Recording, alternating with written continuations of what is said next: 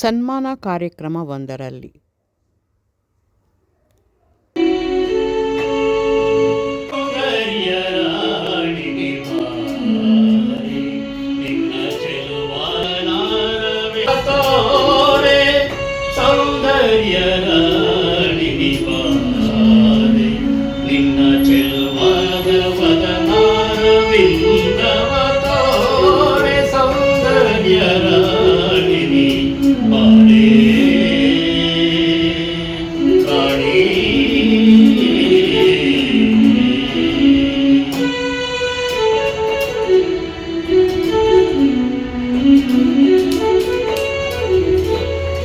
ಮಧುರ ನುಡಿಗಳಿನ್ ಮನವನ್ನು ಸೆಳೆದು ಅದರಾಮೃತದ ಮಧುವನ್ನು ನೀಡಿ ಮಧುರ ನುಡಿಗಳಿನ್ ಮನವನ್ನು ಸೆಳೆದು ಅದರಾಮೃತದ ಮಧುವನ್ನು ನೀಡಿ ಕಣ್ಮನ ತಣಿಸುವ ಕಾಮಿನಿ ಬಾರೆ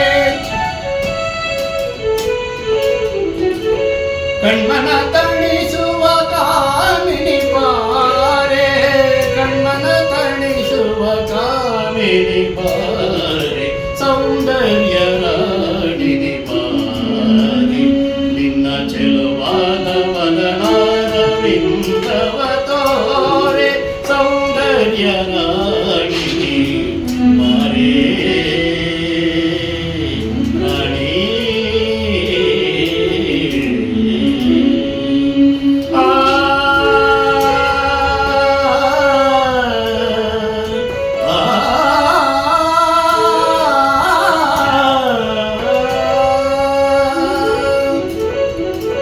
ಸರಸವಾಣಿ ಸುಮಧುರ ವೇಣಿ ಸರಸವಾಣಿ ಸುಮಧುರ ವೇಣಿ ಮನ್ಮಥನ ರಾಣಿ ಬಾರೆ ಮನೋನ್ಮಣಿ ಮನ್ಮಥನ ರಾಣಿ ಬಾರೆ ಮನೋನ್ಮಣಿ ಮನ್ಮಥನ ರಾಣಿ ಬಾರೆ ಮನೋನ್ಮಣಿ ಮಾನಂಗಳದಲ್ಲಿ ನಿಲ್ಲುವ ತಾರೆ ಮನದಂಗಳದಲ್ಲಿ ನಲಿಯುತ್ತ ಬಾರೆ ಮಾನಂಗಳದಲ್ಲಿ ನಿಲ್ಲುವ ತಾರೆ ಮನದಂಗಳದಲ್ಲಿ ನಲಿಯುತ್ತ ಬಾರೆ ಮನಕಾಮನೆಯ ಸೌಖ್ಯವತಾರೆ ಮನಕಾಮನೆಯ ಸೌಖ್ಯವತಾರೆ ಸೌಂದರ್ಯ ರಾಣಿನಿ ಬಾರೆ ನಿನ್ನ ಚೆಲುವಾದ ವದನಾರವಿಂದವ ತೋರೆ ಸೌಂದರ್ಯ ರಾಣಿನಿ ಬಾರೆ ರಾಣಿನಿ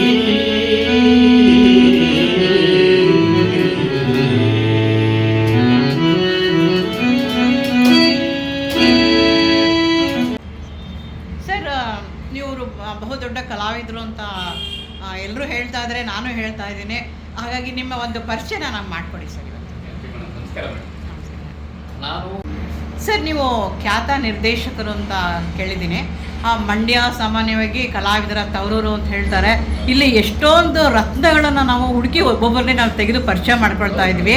ಹಾಗಾಗಿ ನಿಮ್ಮ ಪರಿಚಯನ ಸರ್ ಮಾಡಿಕೊಡಿ ಸರ್. ನಮಸ್ಕಾರ ಮೇಡಮ್. ನಾನು ಮಂಡ್ಯ ಜಿಲ್ಲೆ ಶ್ರೀರಂಗಪಟ್ಟಣ ತಾಲೂಕು ಅರಕೆರೆ ಹೋಬಳಿ ನೇರಳೆಕೆರೆ ಗ್ರಾಮದಲ್ಲಿರ್ತಕ್ಕಂತಹ ಕಲಾವಿದರ ಮನೆಯಲ್ಲಿ ಹುಟ್ಟಿರ್ತಕ್ಕಂತಹ ನಾನು. ನನ್ನ ಹೆಸರು ಪುಟ್ಟಸ್ವಾಮಿ ಅಂತ. ನಮ್ಮ ತಂದೆ ಕೂಡ ನಾಟಕದ ಮಾಸ್ಟರು, ನನ್ನ ಒಡ ಹುಟ್ಟಿದ ಅಣ್ಣಂದಿರು ಕೂಡ ನಾಟಕದ ಮಾಸ್ಟರ್ಗಳಾಗಿ ಮನೆಯಲ್ಲಿ ಎಲ್ಲರೂ ನಾಟಕದ ಮಾಸ್ಟರ್ಗಳಾಗಿ ಜೀವನ ಮಾಡಿದ್ದೀವಿ. ಆ ಕಾಲದಿಂದ ಈ ಕಾಲದಲ್ಲಿ ಸಾಕಷ್ಟು ಪೌರಾಣಿಕ ನಾಟಕಗಳೇ, ಬರೀ ಪೌರಾಣಿಕ ನಾಟಕಗಳಲ್ಲೇ ನಾವು ಮುಂದುವರೆದಿದ್ದೀವಿ. ಈಗಲೂ ಅದರಲ್ಲೇ ಮುಂದುವರಿತಾ ಇದ್ವಿ. ನಾವಿರೋ ತನಕ ಪೌರಾಣಿಕ ರಂಗಭೂಮಿ ನಿರ್ದೇಶಕರಾಗಿಯೇ ನಾವು ಜೀವನ ಮಾಡ್ತಾ ಇರ್ತೀವಿ. ಪೌರಾಣಿಕ ನಾಟಕಗಳು ಅಂತಂದರೆ ಸಾಮಾನ್ಯ ಈಗ ಸಾಮಾಜಿಕ ನಾಟಕಗಳು ಬೇರೆ ಬೇರೆ ಥರ ಮಾಡ್ತಾ ಇದ್ದಾರೆ. ಪೌರಾಣಿಕ ನಾಟಕಗಳು ಸ್ವಲ್ಪ ಕಡಿಮೆ ಆಗ್ತಾ ಇದೆ. ಹಾಗಾಗಿ ನೀವು ಪೌರಾಣಿಕ ನಾಟಕಗಳಲ್ಲಿ ಹೆಚ್ಚು ನಿರ್ದೇಶನ ಮಾಡಿ ಆಡಿಸ್ತಾ ಇದ್ದೀರಾ. ಇದು ಬಹಳ ಸಂತೋಷದ ವಿಷಯ ಸರ್. ನಿಮ್ಮ ಪೌರಾಣಿಕ ನಾಟಕಗಳನ್ನ ಎಷ್ಟು ಮಾಡಿದ್ದೀರಾ, ಅದ್ರ ಬಗ್ಗೆ ಸ್ವಲ್ಪ ವಿವರ. ಮೇಡಮ್, ನಾನು ಪೌರಾಣಿಕ ರಂಗಭೂಮಿಗೆ ಪಾದಾರ್ಪಣೆ ಮಾಡಿದ್ದೆ 1978-79ನೇ ಇಸವಿಯಲ್ಲಿ ನಾವು ಬಂದವರು ಮೇಡಮ್. ಆಗ ನಮ್ಮ ತಂದೆ, ನಮ್ಮ ಅಣ್ಣಂದಿರು, ನಮ್ಮ 12ನೇ ಒಬ್ಬರು ಚಿಕ್ಕಪ್ಪ, ಅವರು ಕೂಡ ನಾಟಕದ ಮಾಸ್ಟರು. ಎಲ್ಲರೂ ಆ ರಂಗಭೂಮಿಲೇ ಇದ್ದರಿಂದ ನಮ್ಮ ಮನೆಯಲ್ಲಿ ಎಲ್ಲರೂ ಮಾಸ್ಟರ್ಗಳೇ ಆದ್ರಿಂದ ಒಬ್ಬರು ನೋಡಿ ಜೊತೆಯಲ್ಲಿ ನಾವು ಕೇಳಿದು ಬಂದವರು. ಆಗ 1978-79 ಇಸ್ವಿನಲ್ಲಿ ಸುಭದ್ರ ಕಲ್ಯಾಣ ನಾಟಕ ಅಂತ ನಮ್ಮ ದೊಡ್ಡಣ್ಣ ನಿರ್ದೇಶನ ಮಾಡ್ತಿದ್ರು. ಆಗ ಹೊತ್ತಿನಲ್ಲಿ ಕೂತವ್ರು ನಾವು. ಅಲ್ಲಿಂದ ಈಚೆಗೆ ಸಾಕಾಗಷ್ಟು ಹೆಚ್ಚು ಕಡಿಮೆ ಇವಾಗ ಒಂದು 18-20 ನಾಟಕಗಳು, ಪೌರಾಣಿಕ ಒಂದು 20 ನಾಟಕಗಳನ್ನ, ಅಂದರೆ 20 ಥರದ ನಾಟಕಗಳು ಅಲ್ಲಿಂದ ಇಲ್ಲಿ ತನಕ ನಿರ್ದೇಶನ ಮಾಡ್ತಾ ಇದ್ದೀವಿ. ಇದ್ರ ಜೊತೆಯಲ್ಲಿ ಸಾಕಾಗಷ್ಟು ನಾನು ಯಾವುದೇ ನಾಟಕಗಳನ್ನ ಮಾಡಿಸಿದ್ರು ಕೂಡ ಸಂದರ್ಭಕ್ಕೆ ತಕ್ಕನಾಗಿ ಸಂಭಾಷಣೆಗಳ ರಚನೆ ಮಾಡ್ತೀನಿ, ಹಾಡುಗಳ ಪರಿಪೂರ್ಣ ನಂದೇ ರಚನೆ ಮಾಡ್ತೀನಿ, ನಾನೇ ಹಾಡುಗಳ ರಚನೆ ಮಾಡ್ತೀನಿ, ರಾಗ ಸಂಯೋಜನೆ ಮಾಡ್ಕೊತೀನಿ. ಹಾಗಾಗಿ ನನ್ನ ಹಾಡುಗಳನ್ನೇ ಸಾಕಾಗಷ್ಟು ನನ್ನ ಪಾತ್ರಧಾರಿಗಳಿಗೆ ಕಲಿಸ್ತಾ ಇರ್ತೀನಿ. ಅದು ಸಾಕಷ್ಟು ಹೆಸರು ಮಾಡ್ತಾ ಇರ್ತವೆ, ಒಳ್ಳೆ ಹೆಸರು ಮಾಡ್ಕೊಂಡಿದ್ದಾರೆ ಮೇಡಮ್. ನನ್ನ ಹಾಡುಗಳು ಮಾಡಿಸ್ತಾ ಇರ್ತೀನಿ. ಸರ್, ಒಂದು ಸಂದೇಹ ಏನಂತಂದರೆ, ನೀವು ಮಾಡ್ತಾ ಇದ್ರಲ್ಲ ಆ ಸಮಯದಲ್ಲಿ, ಬಹಳ ಹಿಂದೆ ಮಾಡ್ತಾ ಇದ್ರಲ್ಲ ಆ ಸಮಯದಲ್ಲಿ ಯಾವುದೂ ಹೆಣ್ಣುಗಳು ಅಂದರೆ ಸ್ತ್ರೀಯರು ಯಾರು ಪಾತ್ರ ಮಾಡ್ತಾ ಇರಲಿಲ್ಲ. ಅವಾಗ ಒಂಥರ ಪಾತ್ರ ಮಾಡಿದ್ರೆ ಅವಮಾನ ಅನ್ನೋ ಒಂದು ಭಾವನೆ ಇರ್ತಾ ಇತ್ತು. ಅವಾಗ ಗಂಡಸರನ್ನೇ ಸ್ತ್ರೀ ಪಾತ್ರಗಳನ್ನು ಮಾಡ್ತಾ ಇದ್ರು ಅಂತ ಕೇಳಿದ್ದೇನೆ. ಅದ್ರ ಬಗ್ಗೆ ಹೇಳಿ ಸರ್. ಸತ್ಯ.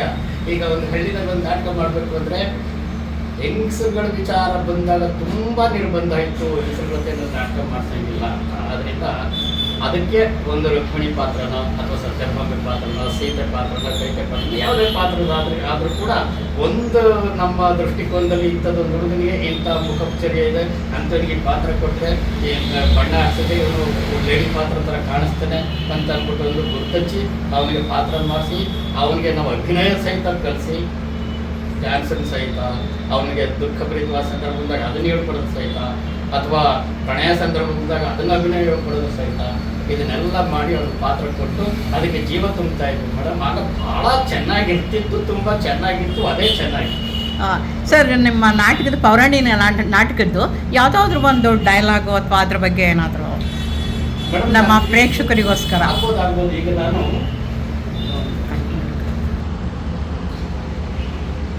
ಸರ್, ನಾನು ಶಿವಕುಮಾರ ಅಥವಾ ವಲ್ಲಿ ಪರಿಣಯ ಅಂತ ಒಂದು ಪೌರಾಣಿಕ ನಾಟಕ, ಶಿವಕುಮಾರ ಅಥವಾ ವಲ್ಲಿ ಪರಿಣಯ.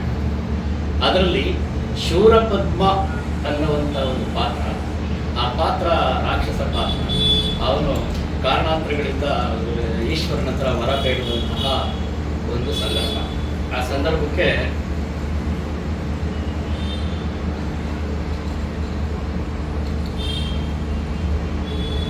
ಕೈಲಾಸವಾಸ ಕರುಣಾಕರನಾದ ಶಂಕರನೇ, ಕಾಮಿತಾರ್ಥ ಫಲಗಳನ್ನು ಕ್ಷಣಾರ್ಧದಲ್ಲಿ ಕರುಣಿಸುವ ಕರುಣಾವಳಿ, ದಾನವ ಕುಲ ಸಂಜಾತನಾದ ಈ ಶೂರ ಪದ್ಮನ ಮಾನವ ಕಾಮನೆಯನ್ನು ಈಡೇರಿಸುವ ದೇವರ ದೇವ ಮಹಾದೇವ, ದಯ ತೋರಿ ಈ ದೀನನಿಗೆ ದರ್ಶನ ಭಾಗ್ಯವನ್ನು ನೀಡು.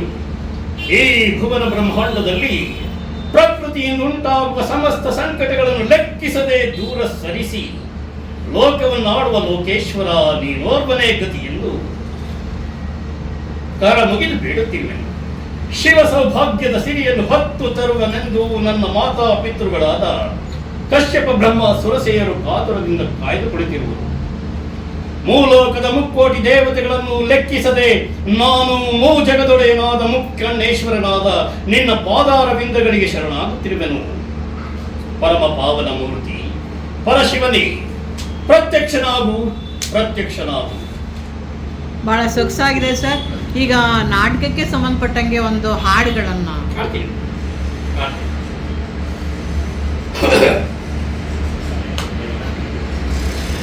ಇದೇ ನಾಟಕದಲ್ಲಿ ನಾರದನ್ ಪಾತ್ರ ಇರ್ತದೆ. ಆ ನಾರದನ್ ಪಾತ್ರಕ್ಕೆ ನನ್ನದೇ ಸ್ವಂತ ರಚನೆ ಹಾಡು. ತುಂಬ ಕಡೆಗೆ ಆಡಿಸ್ತಲೇ ಇದ್ದೀನಿ. ಸಂಗೀತ ನಾರದನ ಪಾತ್ರಕ್ಕೆ ಹಾಡುಗಳು, ನಾರದನ ಪಾತ್ರಧಾರಿ ಹಾಡು ನನ್ನದೇ ರಾಗ ಸಂಯೋಜನೆ, ನನ್ನದೇ ಸಾಹಿತ್ಯ. ಸಾಗರ ಶಯನ ಲಕ್ಷ್ಮೀ ರಮಣ ನೀರಜ ನಯನ ದೇವ, ನೀರಜ ನಯನ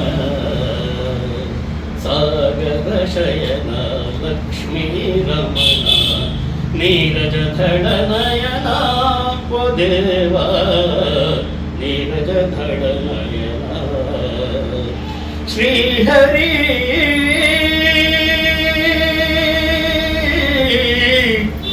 ದೇವಾ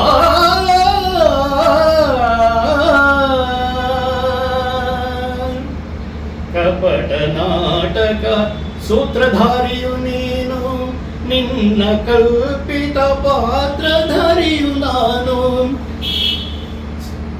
ಕಪಟ ನಾಟಕ ಸೂತ್ರಧಾರಿಯು ನೀನು, ನಿನ್ನ ಕಲ್ಪಿತ ಪಾತ್ರಧಾರಿಯು ನಾನು.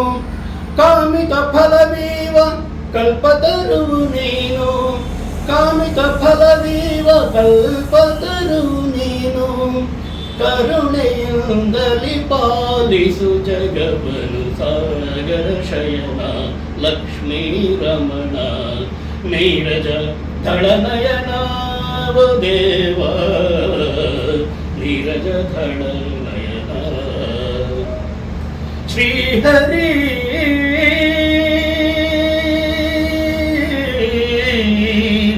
ದೇವಾ.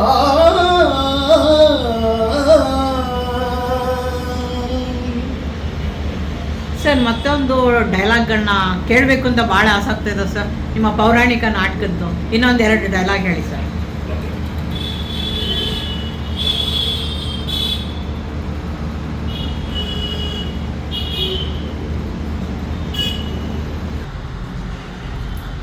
ಶೂರ ಪದ್ಮ ಈಶ್ವರನ ಹತ್ರ ವರ ಕೇಳ್ತೇನೆ. ಎಂಥ ವರ ಕೇಳ್ತೇನೆ ಅಂತಂದರೆ, ನನಗೆ ಯಾವುದೇ ರೀತಿ ಮರಣ ಬರಬಾರ್ದು, ಮರಣ ಬರದೇ ಇರೋಕ್ಕೆ ಆಗೋದೇ ಇಲ್ಲ ಅಂತ ಈಶ್ವರ ಹೇಳೋಣ.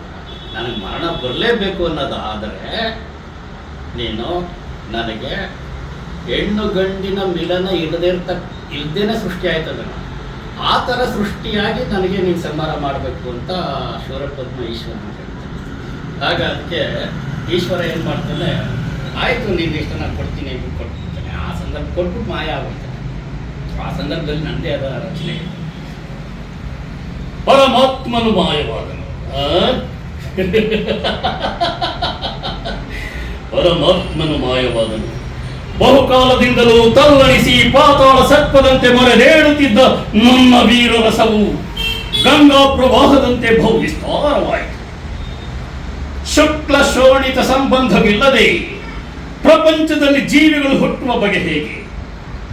ಹಾಗೇನಾದರೂ ಹುಟ್ಟಿದರೆ ಅದು ಪ್ರಪಂಚದ ಸೃಷ್ಟಿಗೆ ವಿರೋಧವಾದುದು. ಹಾಗೆ ಸೃಷ್ಟಿಸುವ ಅಧಿಕಾರವು ಬ್ರಹ್ಮನಿಗೂ ಇಲ್ಲ.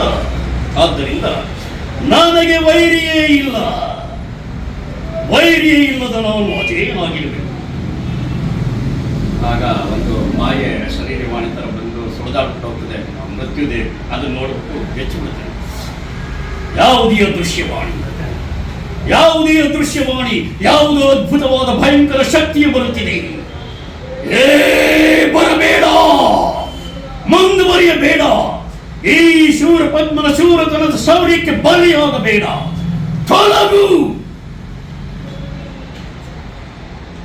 ಸರ್, ಇಷ್ಟು ತನಕ ನೀವು ಪೌರಾಣಿಕ ನಾಟಕಗಳನ್ನು ಎಷ್ಟು ಡೈರೆಕ್ಟ್ ಮಾಡಿದ್ದೀರಾ? ಯಾವ್ಯಾವುದು ತುಂಬ ಯಶಸ್ವಿಯಾಗಿ ಪ್ರದರ್ಶನಗೊಂಡಿದೆ? ಮೇಡಮ್, ನನ್ನದು 1979-80ನೇ ಇಸ್ವಿನಲ್ಲಿ ಸ್ವತಂತ್ರ ನಿರ್ದೇಶಕನಾಗಿ ಬಂದ ಮೇಲೆ ಸತ್ಯಮೂರ್ತಿ ಅಂತ ಒಂದು ಐತಿಹಾಸಿಕನ ಪೌರಾಣಿಕವಾಗಿ ಬದಲಾಯಿಸಿ ಅದು ಬಹಳ ಯಶಸ್ಸಿನ ರೀತಿಯಲ್ಲಿ ತುಂಬ ಹೆಸರು ಮಾಡಿಕೊಟ್ಟಿದೆ ನನಗೆ. ಆಮೇಲೆ ರಾಮಾಯಣ, ಕುರುಕ್ಷೇತ್ರ, ಶಿವಕುಮಾರ, ಮಹಿಷಾಸುರಮರ್ದಿನಿ, ರಾಜಸೂಯಯಾನ,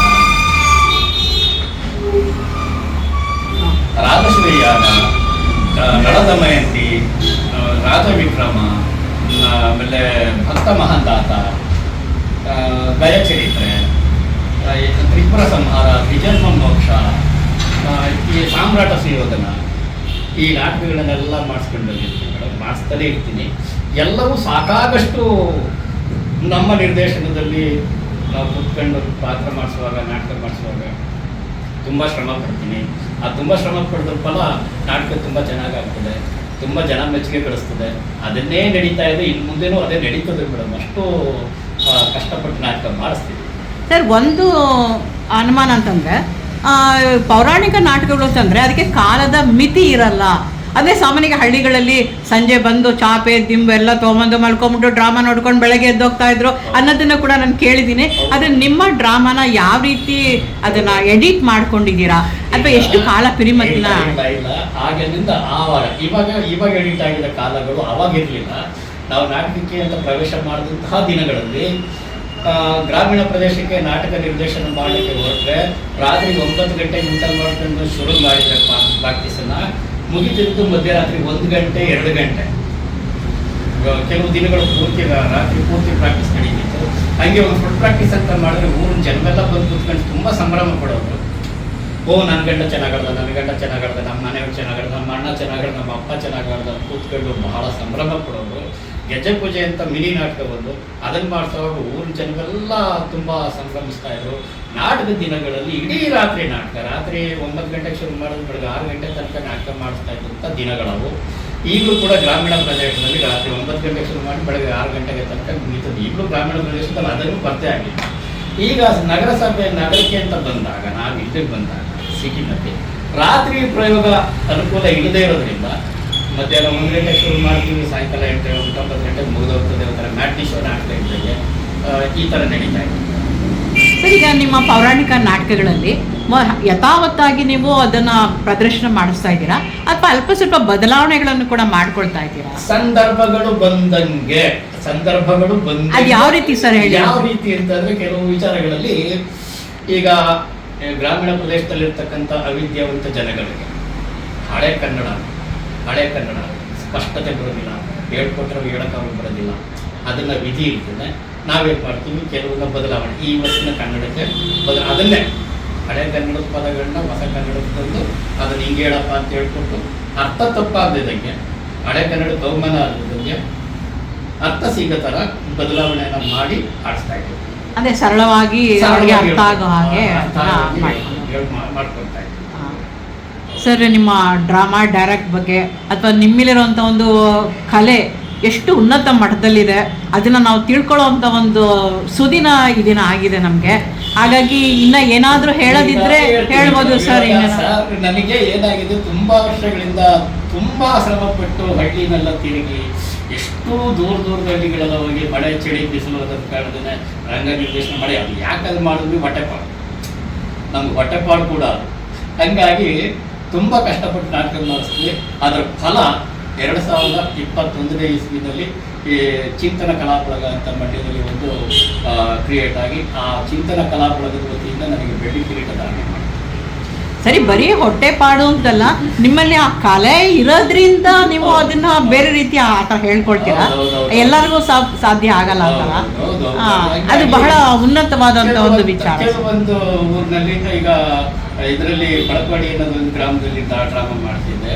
ಅಲ್ಲಿ ಜನ ನನ್ನ ನಿರ್ದೇಶನಕ್ಕೆ ತುಂಬ ಇಷ್ಟಪಟ್ಟಂತು ಆ ಸಂಘ ಸಮೂಹದ ಜನಗಳು ಅಲ್ಲಿ ನನಗೆ ಆ ಕಲಾಕೇಸರಿ ಅಂತ ಒಂದು ದುಡ್ಡು ಕೊಟ್ಟರು. ಅದು ಈಸ್ಕೊಳ್ಳೋಕ್ಕೆ ನನ್ನ ಯೋಗ್ಯತೆ ಇದೆಯೋ ನನಗೆ ಗೊತ್ತಿಲ್ಲ. ಅದು ನನಗೆ ಬಂತು ಅಂತ ಖುಷಿ ಪಡ್ತಾ ಇದ್ದೀನಿ. ಅದನ್ನ ಪಡ್ಕೊಳ್ಳೋ ಅರ್ಹತೆ ಯೋಗ್ಯತೆ ಬಹುಶಃ ಈಗಲೂ ನನಗಿಲ್ಲ. ಅದನ್ನ ಗುರುತಿಸೋರು ಜನಗಳೆಲ್ಲ ಸರ್ ಗುರುತಿಸಿ ನಿಮಗೆ ಒಂದು ಗೌರವವನ್ನ ಅದನ್ನು ಕೊಟ್ಟರು. ಆಮೇಲೆ ಬೆಳ್ಳಿ ಕಿರೀಟ ಧಾರಣೆ ಆಯಿತು. ಅದೇ ರೀತಿಯಲ್ಲಿ ನನ್ನ ಕೈನಲ್ಲಿ ನಾಟಕ ಮಾಡಿದಂಥ ಎಲ್ಲ ಶಿಷ್ಯ ಸಮೂಹದವರು ಸೇರಿ ಈ ಜಿಲ್ಲಾ ಕನ್ನಡ ರಾಜ್ಯೋತ್ಸವದ ಅದೊಂದು ಪ್ರಶಸ್ತಿನ ಕೊಟ್ಟರು. ಅದು ನನ್ನ ಸೌಭಾಗ್ಯ. ಬೆಳ್ಳಿ ಕಿರೀಟ ಸಿಕ್ಕಿರೋದು ನನ್ನ ಸೌಭಾಗ್ಯ. ನಾವೆಲ್ಲ ಈ ಪ್ರಶಸ್ತಿಗಳು ಜೊತೆಗೆ ಬರ್ತಿದ್ದಂಗೆ ಜವಾಬ್ದಾರಿ ಜಾಸ್ತಿ ಆಯಿತು. ನಾಟಕದಲ್ಲಿ ಇನ್ನೊಂದಿಷ್ಟು ಸಂಭಾಷಣೆ ಬರೀಬೇಕು ಅಂತಾಗಲಿ, ನಾಟಕದಲ್ಲಿ ಇನ್ನೊಂದಿಷ್ಟು ಹಾಡುಗಳು ಬರೀಬೇಕು ಅಂತಾಗಲಿ, ಆಮೇಲೆ ಈ ರಂಗಭೂಮಿಗೆ ನಾವು ಪಾದಾರ್ಪಣೆ ಮಾಡಿದ ಭಾಗ್ಯ ಏನಂದರೆ ಇಂಥ ಮಹಾನ್ ಮೇರು ಪರ್ವತಗಳ ಪರಿಚಯ ಆಯಿತು. ಇಂಥವ್ರ ಜೊತೆ ಕೂತ್ಕೊಳ್ಳೋದೊಂದು ಪರಿಚಯ ಆಯಿತು. ಅದೊಂದು ದೊಡ್ಡ ಸೌಭಾಗ್ಯ. ನಾವು ಜೀವನ ಮಾಡ್ತೀವಿ, ಕಲೆ ಇದೆ, ನಾವೆಲ್ಲ ಪ್ರದರ್ಶನ ಮಾಡ್ತೀವಿ ಅನ್ನೋದಕ್ಕಿಂತ ಈ ರಂಗಭೂಮಿಯ ವಿಚಾರ ಬಂದಾಗ ಇಂಥ ಮಹಾನ್ ದೊಡ್ಡ ಕಲಾವಿದರು, ಈಗ ಗುರುಮೂರ್ತಿಯವರು ಹೇಳಿದಂಥ ಮಹಾನ್ ದೊಡ್ಡ ಕಲಾವಿದರುಗಳು ಎಲ್ಲರೂ ನೋಡ್ಕೊಂಡು ಬಂದವರು. ನಾವು ಕೂಡ ಸಾವಿರಾರು ಜನ ರಂಗ ನಿರ್ದೇಶಕರುಗಳನ್ನ ನೋಡ್ತಾನೆ ಇದ್ದೀವಿ. ಅವ್ರದ್ದೇ ಆದಂಥ ರೀತಿಯಲ್ಲಿ ಅವರು ಪ್ರದರ್ಶನ ಕೊಡ್ತಾ ಇದ್ದಾರೆ. ಹಂಗೆ ಅಷ್ಟು ಸಾವಿರ ಜನಗಳ ಮಧ್ಯದಲ್ಲಿ ನಾನೊಬ್ಬ ನನ್ನದೇ ಆದಂಥ ರೀತಿಯಲ್ಲಿ ನಿರ್ದೇಶನ ಮಾಡ್ತಾನೆ ಇರ್ತೀನಿ ಮೇಡಮ್. ಸರ್, ನೀವು ಸ್ವತಃ ಯಾವುದಾದ್ರೂ ರಚನೆಗಳನ್ನು ಮಾಡಿದ್ದೀರಾ? ಮಾಡಿದ್ದೀನಿ. ನಾನು ಯಾವುದೇ ನಾಟಕ ಮಾಡಿಸ್ಬೇಕಾದ್ರೂ ಯಾವುದೇ ಪೌರಾಣಿಕ ನಾಟಕ ಯಾವುದೇ ಮಾಡಿಸ್ಬೇಕಾದ್ರೂ ಅದರಲ್ಲಿ ಕೆಲವು ಹಾಡುಗಳು, ಕೆಲವು ಸಂಭಾಷಣೆಗಳು ನನ್ನದೇ ಆದಂಥ ರೀತಿಯಲ್ಲಿ ರಚನೆ ಮಾಡಿ, ಯಾವುದೇ ನಾಟಕಕ್ಕೆ ಯಾವುದೇ ಲೋಕದೋಷಗಳು ಬರದಿರೋ ಥರ, ಸ್ವಲ್ಪ ಕಿವಿಗೆ ಇಂಪಾಗೋ ಥರ, ಸಂಭಾಷಣೆ ಕೇಳಿದ್ರೆ ಜನಕ್ಕೆ ಖುಷಿಯಾಗೋ ಥರ ಅದನ್ನು ಸ್ವಾರಸ್ಯಬದ್ಧವಾಗಿ ಬರೀತೀನಿ ಕೂಡ ಮಾಡಿಸ್ತೀನಿ. ಸರ್, ಇಷ್ಟು ಸಮಯ ನಮಗೆ ಬಹಳ ಅಮೂಲ್ಯವಾದಂತಹ ವಿಚಾರಗಳನ್ನ ಹೇಳ್ಕೊಟ್ರಿ, ಬಹಳ ಸಂತೋಷವಾಯಿತು. ಮತ್ತು ಇನ್ನೂ ನೀವು ಹೆಚ್ಚಿನ ಒಂದು ಕೀರ್ತಿ, ಐಶ್ವರ್ಯ ಅದು ಕೊಡಲಿ ಅಂತ ನಾನು ಹಾರೈಕೆ ಮಾಡ್ಕೊಳ್ತೀನಿ. ಭಾಳ ಚೆನ್ನಾಗಿ.